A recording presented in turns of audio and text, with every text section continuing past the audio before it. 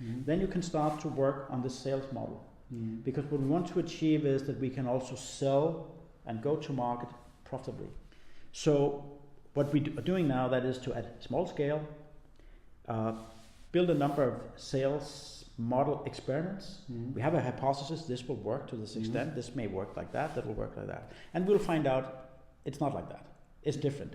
But hopefully we'll find one of these models that will work, and we will have sufficient evidence at a sufficient scale, but not more expensive than necessary. And when we come to that point, we are ready for scaling. Exactly. Our competitors are not sitting here in Europe. Our competitors are sitting in the US with a vast larger home market where they can experiment on at the same time. But if we can get our model right, starting off in Europe, you know, it's not in Denmark with only 5 million people, it's all of Europe. If we can create a scalable model for cross-border, cross-language, cross-culture scaling, and scale it at the same pace as we can scale it if we were a US company, we can relatively more easy enter into the US market on equal terms with our competitors over there. But that's also something that can be experimented with, because when you go from one country to another or one continent to another, you don't necessarily, you cannot just assume that the model here will work there. Now another important metric, that is the CAC ratio, which is really about the initial cost you spend on acquiring the customer, how fast do you earn that back? And if that is like 18 months, then you're in good shape. If it's 4 months, which is also seen in the industry, it's fantastic. But let's say it's like 36 months. It may still be okay if the value of the acquisition of the client is like 7 times. So, but the CAC ratio plays into the cash flow. So the longer it takes to get the cash back from the initial investment into acquiring the customer, the more cash you need to scale the business.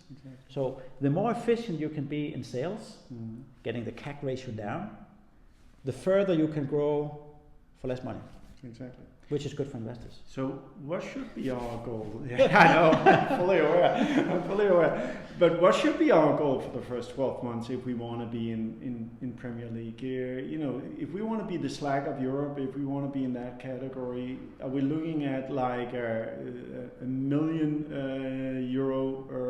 annual reoccurring revenue at the end of next year? Is that what we're looking at? End of 19?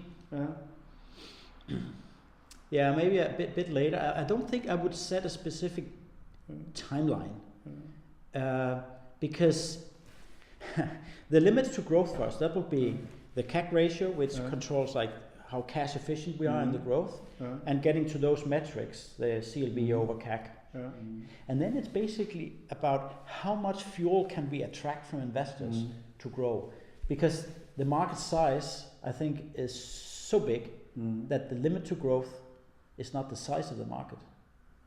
It's actually first how much funding can we get. Then if you say, okay, we can get all the funding we need because the metrics are fantastic, then it's how fast can we recruit, onboard salespeople, and roll it out. Yeah, that's really the key here, and that's where Denmark becomes a small place. We probably need some kind of international expansion as well. US, potentially into UK, potentially into Southern Europe.